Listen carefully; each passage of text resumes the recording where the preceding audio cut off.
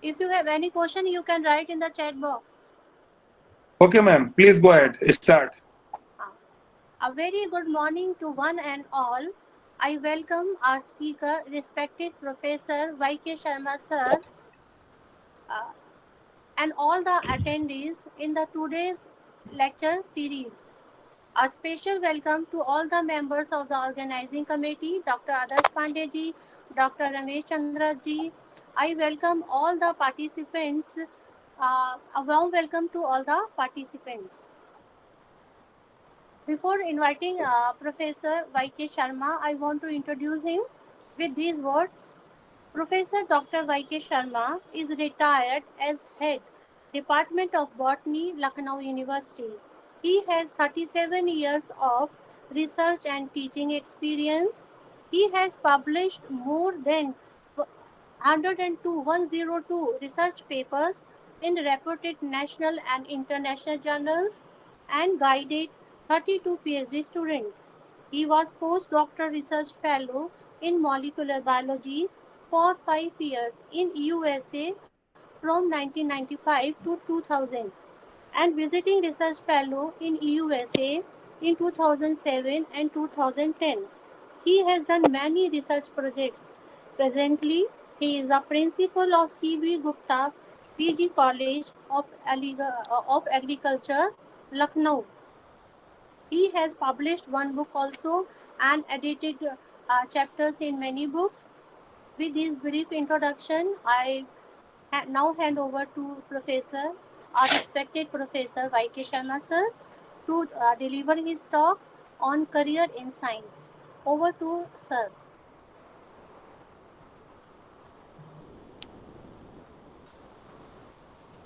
Thank you. Thank you very much, Dr. Sunita. Good morning, everybody. I think everybody can hear me. Yes, you are audible, sir. So good morning, everybody. आज की इस lecture series में सारे participants का स्वागत है।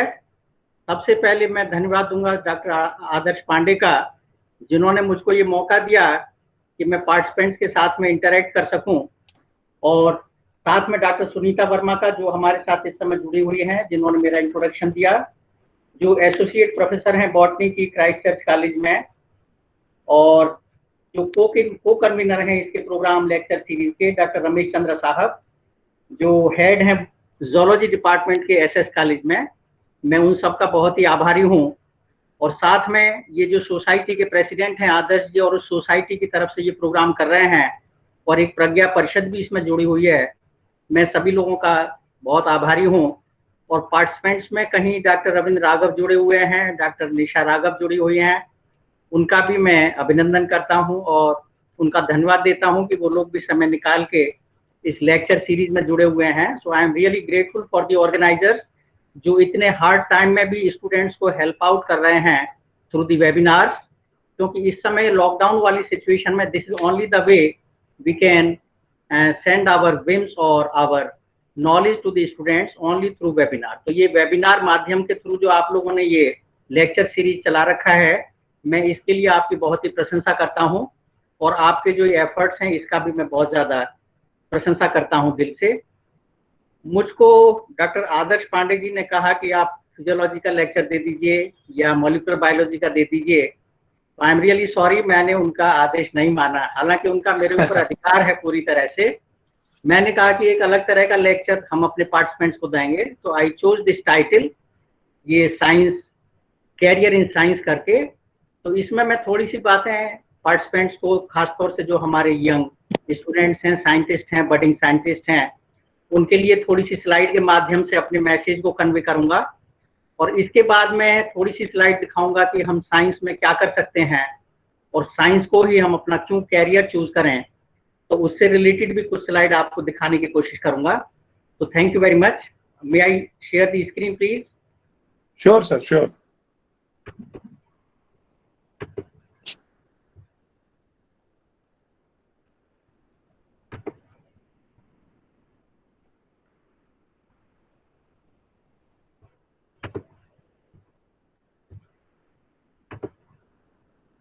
I think you can see the slide. मेरी आवाज आ रही है?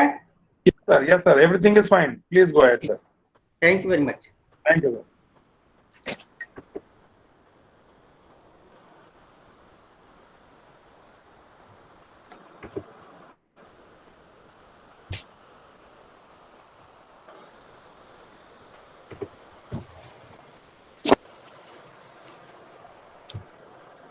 सबसे पहले ये गुरु का वंदन है। I pay my gratitude and tribute to all my teachers, जिसमें मुझको पढ़ाने वाले प्राइमरी से लेके और हायर क्लासेस तक के सारे टीचर शामिल हैं। And also I express my tribute to my mentor doctor M P Kaushik. Sir, आप जिनके MP साथ कौशिक सर मैंने के आवाज आ रही है सर? Yes, sir. हाँ, जिनके साथ मैंने Oh my रिसर्च goodness. के आंकड़े सीखे, रिसर्च का फंडा सीखा, मैं उनको बहुत दिल से नमन करता हूँ। गुरु ब्रह्मा गुरु विष्णु गुरु देवो महेश्वरा गुरु साक्षात परब्रह्मा तस्मै श्री गुरुवे नमः। तो ये एक बहुत ही सिंपल सी स्लाइड है। Whenever I talk students I usually show this slide. दो रास्ते हमको मिलते हैं, दोनों का अलग अलग मतलब है और ये हमारी अंदर के इंट्यूशन पे डिपेंड करता है कि हम कौन से वाले रास्ते को इख्तियार करना चाहते हैं। एक ये बड़ी जिज्ञासा रहती है 12th के बाद में स्टूडेंट्स के माइंड में कि हम किस लाइन में जाएं। तो मेरे ख्याल में अधिकांश बच्चों की जो चॉइस होती है वो बीटेक है, मेडिकल है या डिफेंस है। आफ्टर डूइंग इंटरमीडिएट कि वो प्री मेडिकल में अपियर हों, प्री इंजीनियरिंग में अपियर हों या जो डिफेंस के एनडीए वगैरह के एग्जाम है उसके थ्रू अपियर होके they want to establish themselves और उस तरह के कैरियर को चूज करना चाहते हैं। लेकिन इसमें ओपनिंग इतनी कम है कि इट इज नॉट पॉसिबल कि सारे के सारे बच्चे जो इस चीज को चाहते हैं उनको ये अपना ऑब्जेक्टिव मिल जाए। तो इसके बाद में कुछ दूसरे कैरियर भी आते हैं बच्चों के सामने, जिसमें होटल मैनेजमेंट है, बीबीए है, यानी बैचलर ग्रुप के जितने भी कोर्सेज हैं, इवन लॉ है 5 इयर्स का, बीबीई है, फॉरेन वाला है, मास कम्युनिकेशन है, सीए है। तो ये बहुत सारे ओपन ऑप्शंस खुले हुए हैं। अगर हम लोग उसमें बीटेक या मेडिकल या डिफेंस को नहीं अचीव कर पाते हैं तो ये भी कई सारे रास्ते हैं। इसके बाद में फिर एक सवाल ये आता है कि अगर हम ग्रेजुएशन कर लेते हैं तो हमको अपने कैरियर में क्या चूज करना चाहिए। तो ग्रेजुएशन की जो क्वालिफिकेशन है that is enough for all the Indian as well as state level services. आप किसी भी स्ट्रीम से ग्रेजुएट हैं, आप कॉमर्स से हैं, साइंस से हैं, आर्ट्स से हैं, लॉ से हैं, तो जितनी भी ये ग्रेजुएशन डिग्री हैं they make us eligible to appear in the competition for all these services. तो ये सारे के सारे ऑप्शन ग्रेजुएट्स के लिए खुले हुए हैं और इनके थ्रू जाके भी अपने कैरियर को या अपनी लाइन को, जो हमारे स्टूडेंट्स हैं, they can make their very good career अगर उनको इस तरह का दिलचस्पी है। इसके बाद में ये सवाल आता है कि इस तरह के कैरियर बनाने के लिए हम लोग क्या करें। तो ये सबसे पहली इंपॉर्टेंट चीज है कि हम अपने अंदर का जो इंटरेस्ट है हमारा उसको हम स्वयं आइडेंटिफाई करें। Identifying the interest, ability and potential जो हमारे अंदर का है, तभी हम उस लाइन में अपने को एक्सेल कर पाते हैं। जिसके लिए ये 3 चीजें मुझको बहुत जरूरी अहम लगी जो आपसे शेयर कर रहा हूँ। Make a proper time table, यानी किसी भी हम कैरियर को ऑप्ट करने जा रहे हैं या ऑप्ट कर चुके हैं उसमें सबसे इंपॉर्टेंट ये है कि हम अपना एक प्रॉपर टाइम टेबल बनाएं। दूसरा है सीक गाइडेंस, क्योंकि everybody is not perfect on this earth, तो कहीं ना कहीं हमको गाइडेंस की या सुपरविजन की जरूरत पड़ती है और उस गाइडेंस के लिए हमको कोई माध्यम जरूर बनाना पड़ता है। और तीसरी चीज है कंसेप्ट क्लैरिटी, यानी हम अपने को इस तरह से आगे बढ़ाएं कि हमारे जो कंसेप्ट है वो क्लियर होने चाहिए। किसी भी कंसेप्ट में हमको ड्यूअल माइंडेड नहीं होना चाहिए, only then we can reach to the success. तो ये कुछ वो चीजें हैं जो एक्सपीरियंस से मुझको अच्छी लगी हैं, so that I am sharing with my young participants today in this lecture series. अब टाइम मैनेजमेंट का जहां तक सवाल आता है तो ये सबसे इंपॉर्टेंट चीज है, this is secret of success. मैं इसको किसी भी सक्सेस का, किसी भी सफलता का कुंजी मानता हूं या उसका सीक्रेट मानता हूं। हालांकि इसमें थोड़े से हार्ड वर्क और प्लानिंग की भी जरूरत पड़ती है। जितने भी एस्पिरेंट्स हैं उनके लिए ये मेजर क्वालिटी है, की टू सक्सेस है। और कोई भी पर्सन अगर इस सिस्टम में एंटर होना चाहता है तो उसके लिए बहुत इंपॉर्टेंट है कि ही और she must use the time very perfectly. और एक चीज इसमें ये भी आती है कि we should be positive in our mind. अगर हम पॉजिटिव रहेंगे तो जो हमारी वेव्स हैं, जो हमारी एनर्जी है, हम उनको पॉजिटिव तरीके से इम्बाइब कराएंगे और उसको पॉजिटिव तरीके से इस्तेमाल करेंगे। यहाँ पे मैं एक चीज और आप सब लोगों से शेयर करना चाहूंगा कि जो हम लोगों के यूनिवर्सिटीज हैं या कॉलेजेस हैं, दे आर दी प्लेसेस जहाँ पे ample of the positive energy मौजूद है, बहुत ज्यादा वहाँ पे पॉजिटिव एनर्जी है। इसीलिए once we enter in the gate तो हमारी जो फीलिंग है, हमारी जो एनर्जी है, उसका लेवल डिफरेंट हो जाता है। उसी चीज को हम कैंपस से बाहर पढ़ें, अपने कमरे पे पढ़ें, स्थिति दूसरी हो जाती है। तो ये जितनी भी जगह बनी हुई हैं, यूनिवर्सिटीज हैं, कॉलेजेस हैं, मैं इनको एक तरह का टेम्पल ही मानता हूँ और यहाँ से हमको बहुत सारी एनर्जी मिलती है। They are in fact the places of energy. कहीं पे आइंस्टीन साहब ने भी कहा हुआ है, I never teach anything to my students, I simply create an atmosphere where they can learn. तो उस एटमोस्फियर की बहुत ज्यादा इंपॉर्टेंस है। अगर वो हमारे पास में एटमोस्फियर है तो we can really achieve our goal. अगर हम टाइम मैनेजमेंट नहीं करेंगे तो स्थिति बहुत ही खराब हो जाएगी। You can very well see in this slide कि हमारा समय भी बेकार जाएगा, एनर्जी भी बेकार जाएगी, या जो हमारा इनपुट ऑफ द फाइनेंस है वो भी उसमें बेकार हो जाएगा, and ultimately there will be no result at all. एक ये बहुत अच्छी स्लाइड है, आई यूजुअली शेयर जब स्टूडेंट से कभी मौका मिलता है। It is called reading, it is how people install new software into their brains. हालांकि आज के समय में रीडिंग की हैबिट थोड़ी कम होती जा रही है, लेकिन मैं आज भी इसी को प्रायोरिटी देता हूं। चाहे आप कहीं से रीड करिए, आप बुक से करिए, आप नेट से रीड करिए, लाइब्रेरी में रीड करिए। तो ये जो रीडिंग है ये हमको मौका देती है नए थॉट्स को माइंड में जनरेट होने का, क्रिएट होने का, और उन्हीं थॉट्स के बेसिस पे हम अपने आप को, स्वयं को आगे बढ़ाते हैं और आगे की चीजों के बारे में उसी तरह से हमारा परसेप्शन हो जाता है। अब ये थोड़ा सा साइंस के बारे में बातें करेंगे कि जब कैरियर इन साइंस बनाना चाहते हैं तो साइंस के बारे में हम सब लोगों को बिल्कुल स्पष्ट होना चाहिए। This is an intellectual and practical activity. It encompasses the systematic study of the structure and behavior of physical and natural world through observation and experiment। यानी इसमें जितनी भी चीजें हैं वो सब वास्तविकता पे आधारित हैं। They have been experimentally proved also। ऐसा नहीं है कि वो हमारे assumption हैं खाली, वो चीजें बड़े बड़े साइंटिस्ट के द्वारा, बड़े बड़े फिलोसफर्स के द्वारा प्रूव करी गई हैं experimentally, and then they have come into the books और इन अदर मीडिया, जो हमको पढ़ने को मिलती हैं समय समय पर। साइंस की बहुत सारी कॉमन ब्रांचेज हैं, जैसे पुराने समय में पीसीएम होता था, जेडबीसी होता था। अब मेरे ख्याल में इनसे बहुत सारी नई ब्रांचेज बन गई हैं, जैसे बायोटेक्नोलॉजी नई ब्रांच का जन्म हुआ है पिछले 20-25 साल में, जो पूरी तरह से एक टेक्नोलॉजी बेस्ड प्रोग्राम है जहाँ पे हम बायोलॉजिकल ऑर्गेनिजम्स के साथ डील करते हैं। इसी तरह से एक अभी पिछले समय में नैनो टेक्नोलॉजी की भी ब्रांच आई है, मॉलिक्यूलर बायोलॉजी है, इम्यूनोलॉजी है, साइटोलॉजी है। यानी इन्हीं के जो अंदर के टॉपिक थे, now they have taken the shape of different subjects. तो उन ब्रांचेस पे भी काफी सारा स्ट्रेस है कि in spite of covering the whole science we should be particular और specialise in particular branches so that our output is more. क्योंकि अगर हम किसी चीज को गहराई से पढ़ते हैं तभी हमारा आउटपुट ज्यादा निकलता है, और अगर हम सुपरफिशियली उससे जुड़े होते हैं तो we can never generate the potential results. ये कुछ मैं स्लाइड शेयर कर रहा हूं जो काफी पुराने लोग थे। They were suppose to be the father of science और फादर ऑफ जूलॉजी और फादर ऑफ बॉटनी, या अलग अलग ब्रांचेस के। तो इन लोगों का एक विजन था और इनके अंदर टैलेंट था, और उसको इस्तेमाल करते हुए ये लोग उसको हासिल करने में कामयाब हुए। ये कहीं उससे टेलीस्कोप की डिस्कवरी से भी जुड़े हुए हैं, हालांकि उसको पेटेंट इनसे पहले एक दूसरा ग्रुप था उसने करा लिया था। एस्ट्रोनॉमी, मैथमेटिक्स, सारी ब्रांचेस के बहुत ही ये अध्ययन करता थे।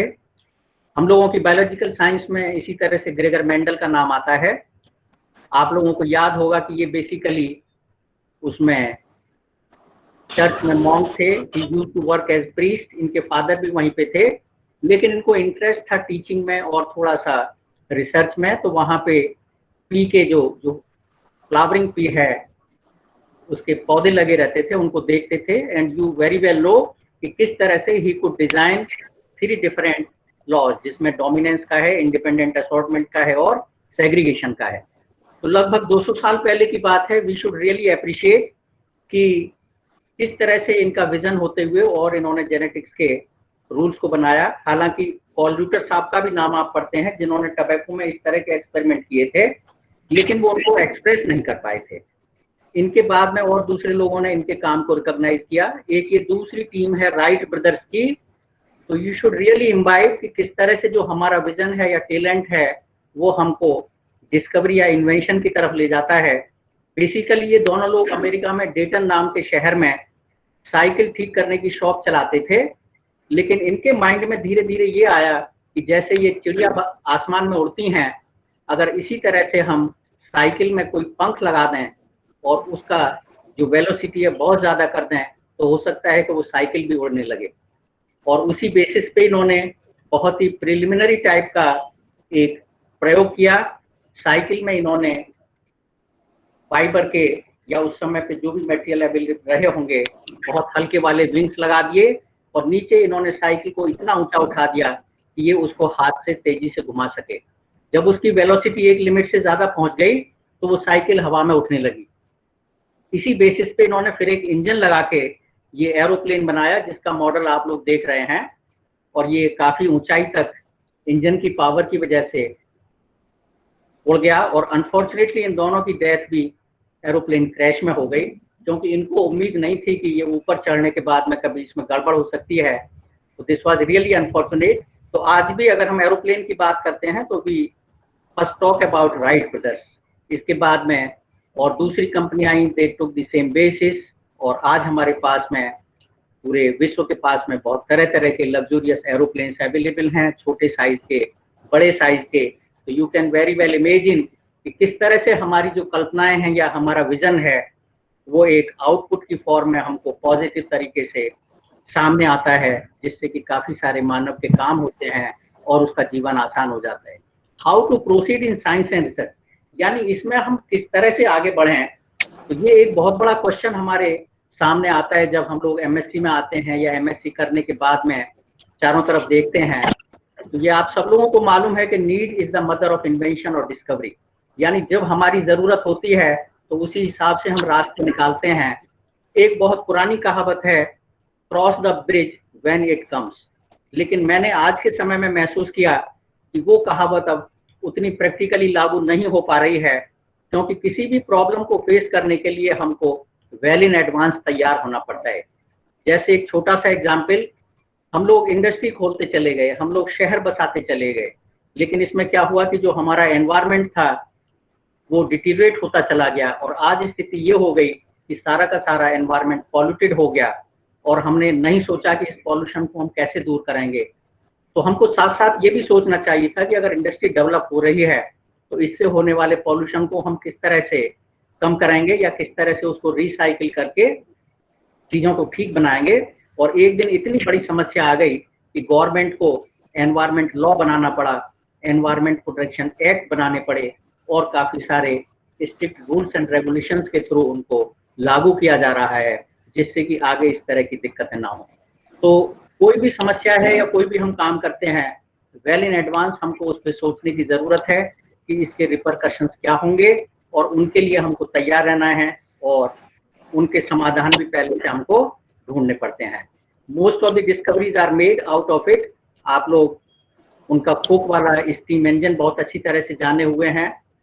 उनके पास में कोई डिग्री नहीं थी, simply he was having T, और उन्होंने इस तरह का महसूस किया कि स्टीम से पावर जनरेट हो सकती है। इलेक्ट्रिसिटी का आविष्कार, टेलीग्राम, टेलीफोन, टेलीस्कोप, इस तरह से बहुत सारी डिस्कवरी हैं। They came up by different people which were really talented and they had vision. अगर हम बायोलॉजिकल साइंसेज की बात करें तो थियोफ्रास्टस साहब का नाम आता है फादर ऑफ बॉटनी में। इसी तरह से कहीं पे एरिस्टोटल साहब का भी आता है। लीनियस से हम लोग पढ़ना शुरू करते हैं कि कार्ल लीनियस साहब, जिन्होंने प्लांट्स का बहुत बड़ा सर्वे किया, आर्टिफिशियल सिस्टम दिया क्लासिफिकेशन का, बाइनोमियल नोमेनक्लेचर दिया, यानी सारी की सारी टेक्सोनॉमी या beginning of the plant sciences came by the work of Karl Linnaeus. इसके बाद में मॉडर्न सिस्टम ऑफ क्लासिफिकेशन आए, जिसमें बहुत सारे पढ़ते हैं हम, बेंथम हुकर का पढ़ते हैं और एंगलर प्रांटल का पढ़ते हैं, इवोल्यूशनरी वाला। नए क्लासिफिकेशंस भी आए हैं, रशियन साइंटिस्ट आर्मेन तकजान का भी पढ़ते हैं। तो इस तरह से साइंस का धीरे धीरे सीढ़ी ऊपर को चढ़ती गई और प्लांट साइंसेज के अंदर जो स्टडी थी वो सेल लेवल से शुरू होकर आज की तारीख में हम देखते हैं कि जितनी भी एडवांस्ड ब्रांचेस हैं साइंस की, they all are giving very good results in plant sciences. ये एक स्लाइड है वेयर आई कैन इजीली और सिंपली एक्सप्लेन कि सुविधाएं ना होते हुए भी लोगों का इस तरह का विजन था। ये सैक्स नाम के एक साइंटिस्ट हुए, इन्होंने एक लाइन प्रपोज की कि जो केमिकल मैसेंजर्स हैं सेल में या किसी भी ऑर्गेनिज्म में, they are basically responsible for the growth and other developmental processes. और आज की तारीख में यही जो केमिकल मैसेंजर्स हैं इनको सिग्नल का नाम दिया गया है। Now they are called as signals, और इन सिग्नल से ही सारा का सारा सिग्नल ट्रांसडक्शन पाथवे हो रहा है। जो हम कहते हैं कि सेल में या ऑर्गेनिज्म में ये क्रियाएं हो रही हैं, they are really under direct control of दो सिग्नल्स जिनको इन्होंने केमिकल मैसेंजर का नाम दिया और फिर बाद में ये हार्मोन के नाम से पढ़े गए। एक ये प्रपोजल हेबरलैंड साहब का, सभी बायोलॉजिकल साइंस के स्टूडेंट्स इससे भली भांति परिचित हैं। Every single isolated cell can give rise to the complete organism if it is given suitable conditions. तो आज की तारीख में जितनी भी मॉलिक्यूलर बायोलॉजी है या जितनी भी लेटेस्ट ब्रांचेस हैं टिश्यू कल्चर, सेल कल्चर की, वो इसी प्रपोजल पे बेस्ड हैं। तो वी शुड रियली अप्रिशिएट कि 100 साल से भी ज्यादा हुए और इन्होंने ये प्रपोजल दिया। इसके बाद में स्टीवार्ट साहब ने जब धीरे धीरे सुविधाएं डेवलप हुई, इस प्रपोजल को प्रूव किया और उसको टोटीपोटेंसी का कंसेप्ट करके आगे बढ़ाया। तो जो लोग सेल कल्चर करते हैं, ऑर्गन कल्चर करते हैं, इवन ऑर्गेनिज्म कल्चर करते हैं, वो सारी की सारी जो चीजें हैं they are based on this concept of totipotency. आज की तारीख में जो हम लोग बात कर रहे हैं कि ह्यूमन ऑर्गन्स बनाए जा सकते हैं, तो that is entirely based on this property कि कोई भी सेल को हम किसी भी तरह के दूसरे सेल्स में या ऑर्गन में डिफरेंशिएट कर सकते हैं, provided we give the suitable environmental conditions या उसको ग्रो करने की कंडीशन दें। ये एक स्लाइड है, usually I share with students. इसमें एक सिंपल जर्नी आप देख सकते हैं बायोलॉजिकल रिसर्च की, यानी काफी समय पहले ल्यूविनहॉक, रॉबर्ट ब्राउन, ये लोग थे और इन्होंने सेल की बात करनी शुरू करी। इन्होंने ये बताया कि कोई भी जो बॉडी है, ऑर्गेनिज्म है, वो छोटे छोटे स्ट्रक्चर का बना हुआ है जिनको सेल कहते हैं। फिर सेल थ्योरी आई, सीडन स्वान की आई, दूसरे लोग आए और टेक्नोलॉजी डेवलपमेंट के साथ साथ फिर लोगों ने ये जाना कि जो सेल है उसके अंदर एक स्ट्रक्चर न्यूक्लियस है जिसके अंदर क्रोमोसोम है, एंड पीपल स्टार्टेड टॉकिंग और फोकसिंग ऑन क्रोमोसोम्स। सेल की बात कम करने लगे लोग क्योंकि सेल का आइडिया हो गया था लोगों को। क्रोमोसोम्स के बारे में लोगों ने फिर जाना कि ये बेसिकली जो स्ट्रक्चर है वो क्रोमोसोम्स हैं which are found in nucleus, और वो ही रेस्पॉन्सिबल है कैरेक्टर ट्रांसफर के लिए और पूरे के पूरे organism growth and development control के लिए। इसी तरह से लोगों ने ये भी जाना कि प्लाज्मा मेम्ब्रेन है, जो सेल की मेम्ब्रेन है, वो बहुत सारे फंक्शंस में इन्वॉल्व है, और इसी तरह से सेल वॉल है if we talk about the plant cell. तो with the change in development of technology, बजाय सेल के हम उसके अंदर के कंपोनेंट्स की बात करने लगे। पीपल और scientist of that time started focusing on chromosome study, plasma membrane और सेल वॉल स्टडी। समय के साथ साथ फिर टेक्नोलॉजी का डेवलपमेंट होता रहा और ये मालूम हुआ कि जो क्रोमोसोम्स हैं वो डीएनए के बने हुए हैं। आप वाटसन क्रिक का वो पढ़ते हैं मॉडल, डबल हेलिकल मॉडल है। ये डीएनए बेसिकली बेसिस का बना है, शुगर है इसमें, फॉस्फेट भी है। तो इन सारी चीजों से बना डीएनए है जो सारी की सारी चीजों को कंट्रोल या रेगुलेट कर रहा है। इसी तरह से प्लाज्मा मेम्ब्रेन लिपिड प्रोटीन्स की बनी हुई है। तो काफी समय तक यही मालूम था लोगों को कि सिर्फ डीएनए है जो जेनेटिकल मटेरियल है। इसके बाद जब दूसरे तरह के वायरसेस रिपोर्टेड हुए तो ये भी मालूम हुआ कि RNA is also genetic material. जब प्रियॉन डिजीज का आविष्कार हुआ, जब लोगों को प्रियॉन डिजीज के बारे में मालूम हुआ तो लोगों का ध्यान इस तरफ भी गया कि प्रोटीन में also carry the characters from one generation to another generation और from one cell to other cell. तो प्रोटीन का भी जेनेटिक रेलिवेंस सामने आया। इसी तरह से लिपिड्स पे भी अब काम हो रहा है। एक P10 नाम की प्रोटीन है विच आल्सो कंटेन लिपिड्स, वो भी कैरेक्टर्स को ट्रांसफर करने या इधर से उधर पहुंचाने के लिए रेस्पॉन्सिबल है। सेल वॉल के जो कंपोनेंट हैं, सेलुलोज है, उसका स्ट्रक्चर किस तरह का है, और आज की तारीख में ये सारी की सारी चीज़ें वेल नोन हैं। और जो साइंटिस्ट हैं, जो आज के बडिंग युवा साइंटिस्ट हैं, वो इससे भी आगे की चीज़ों पे फोकस कर रहे हैं कि किस तरह से हम बेस सीक्वेंस को चेंज करके डिफरेंट तरह की प्रोटीन्स बना सकते हैं। And proteins are basically responsible to determine a particular organism और its growth and developmental processes. ये यहाँ पे दिखाने की मैं कोशिश कर रहा हूँ कि जो डीएनए है उसकी कितनी ज़्यादा मेमोरी है। अगर सिंगल ह्यूमन सेल के डीएनए को एक लीनियर फॉर्म में हम अरेंज करें, that becomes a piece of 2 metre long DNA. अब ये जो 2 मीटर का पीस है, यू कैन इमेजिन कि किस तरह से फोल्डिंग के द्वारा न्यूक्लियस में फिट इन रहता है, जो कि न्यूक्लियस अपने आप में बहुत ही एक छोटा स्ट्रक्चर है। अगर उसका मेजरमेंट देखें तो माइक्रोमीटर या नैनोमीटर्स में आएगा। और इसकी जो मेमोरी है वो बहुत ज़्यादा है। काफ़ी सारे बच्चों को मैंने कहते सुना है कि हम ज़्यादा चीज़ें याद नहीं कर पाते हैं क्योंकि हमारे ब्रेन की उतनी कैपेसिटी नहीं है। तो उनकी जो ये भ्रांति है उसको दूर करना चाहता हूँ। ये जो सिंगल सेल का डीएनए है, it can store 600,000 printed pages of 500 word each, यानी लगभग 1000 किताबें उसके अंदर स्टोर हो सकती हैं। तो excuse me sir, memory, sir please. हाँ sir, 4 minutes left. Okay, I will try to sum up. तो इसको हम तेजी से करने की कोशिश कर सकते हैं। ये प्लांट सेल है। यहाँ पे भी कंसेप्ट चेंज हुआ है कि पहले स्ट्रक्चर फंक्शन यूनिट कहते थे हम, लेकिन आज की तारीख में सेल जीन की डिस्कवरी होने के बाद में डेफिनेशन चेंज हुई है। प्लाज्मा मेम्ब्रेन है, जिसको हम पहले खाली प्रोटेक्टिव लेयर पढ़ते थे। आज की तारीख में ये प्रोटेक्टिव लेयर ही नहीं है, it is involve in various functions, जो इसमें आप देख सकते हैं स्लाइड में, किस तरह से बाहर की चीजें अंदर एंटर हो सकती हैं या अंदर की बाहर जा सकती हैं। ये बायोटेक्नोलॉजी का एप्लीकेशन है इन सेल कल्चर, इन मोनोक्लोनल एंटीबॉडी, यानी जितनी भी नई ब्रांचेज हैं हमारी, उसमें ये टेक्निक इन्वॉल्व है। And it results into very fruitful results और आउटपुट। ये एक निकोशियाना टबैको का प्लांट है जिसके अंदर जीन डाला हुआ है ल्यूसीफरेज नाम का, जो जुगनू से आइसोलेटेड है। आप देख सकते हैं इसमें किस तरह की फ्लोरेसेंस दिखाई दे रही है। इसी तरह से ये माउस दिखाई दे रहे हैं, इसमें जीन डाला हुआ है, जेलीफिश से निकाला हुआ जीएफपी प्रोटीन उसमें बनती है। और ये जो माउस हैं वो आपको फ्लोरेसेंट करते नजर आ रहे हैं। एक इस पे भी ओपन डिबेट है कि एनिमल्स को यूज करें, रिसर्च में ना करें। तो एनिमल्स कैन बी यूज, क्योंकि अगर इनको हम यूज नहीं कराएंगे तो कल की जो ह्यूमन डिजीज हैं उनके सॉल्यूशन हम लोग नहीं ढूंढ पाएंगे। ये कुछ मॉडल प्लांट्स हैं जिनको बहुत ज्यादा इस्तेमाल किया जा रहा है आजकल रिसर्च में। These are some of the model animals. ये सबसे पहली वाली आपकी बहुत देखी हुई है, ड्रोसोफिला मेलानोगास्टर फ्रूट फ्लाई। ये स्टेम सेल्स हैं, ये भी बहुत इंपॉर्टेंट हैं, आजकल काफी काम हो रहा है। इनको भी हम सूटेबल मीडिया देने के बाद में किसी भी तरह के सेल्स में कन्वर्ट कर सकते हैं, यानी इसी से हम जो हमारी बॉडी की डिफरेंट डिजीजेज हैं उनको दूर कर सकते हैं। आजकल नी में स्टेम सेल्स का ट्रांसप्लांटेशन बहुत सक्सेसफुल है। जिनके नी कमजोर हो जाते हैं, स्टेम सेल ट्रांसप्लांट कराते हैं, वो सेल नए तरीके से वहाँ पे लिगामेंट वगैरह का फॉर्मेशन करते हैं and one can lead normal life. Biotechnology के एप्लीकेशन है एग्रीकल्चर फील्ड में, हेल्थ फील्ड में, इंडस्ट्रियल फील्ड में।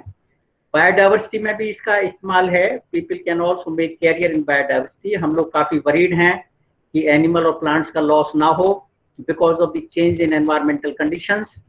ये कुछ स्लाइड आप देख रहे हैं। इसी तरह से एनिमल्स का भी बायोडाइवर्सिटी लॉस हो रहा है। इसको रोकने के लिए जो नई ब्रांचेज हैं उनका काफी योगदान है। तो students they may also of the new branches, bioinformatics, nano technology, stem cell science, biotechnology, synthetic biology, bioethics. एक ही एक टैक्सोनॉमी को हम लोग कभी कभी कहते हैं कि ऑब्सोलीट ब्रांच है, ऐसा नहीं है। ये एक नई टेक्निक है डीएनए बारकोडिंग की। इसके बेसिस पे भी प्लांट्स और एनिमल्स को आइडेंटिफाई किया जा रहा है और इसमें एक्यूरेसी बहुत ज्यादा है because it is entirely DNA based. ये नैनो टेक्नोलॉजी जब शुरुआत हुई तो उसकी स्लाइड्स हैं। इसका भी एप्लीकेशन है बहुत सारी ब्रांचेज में। और एक रिमोट सेंसिंग है, ये भी एक नई टेक्नोलॉजी है। हम फार रिमोट एरिया से इंफॉर्मेशन कलेक्ट कर सकते हैं और उस इंफॉर्मेशन को यूज कर सकते हैं रिसर्च के लिए या अपने दैनिक जीवन को अच्छा बनाने के लिए। एक ही नई प्रॉब्लम ई वेस्ट की भी जनरेट हो रही है, इलेक्ट्रॉनिक वेस्ट। इसके बारे में अभी हम लोग ज्यादा सजग नहीं हैं।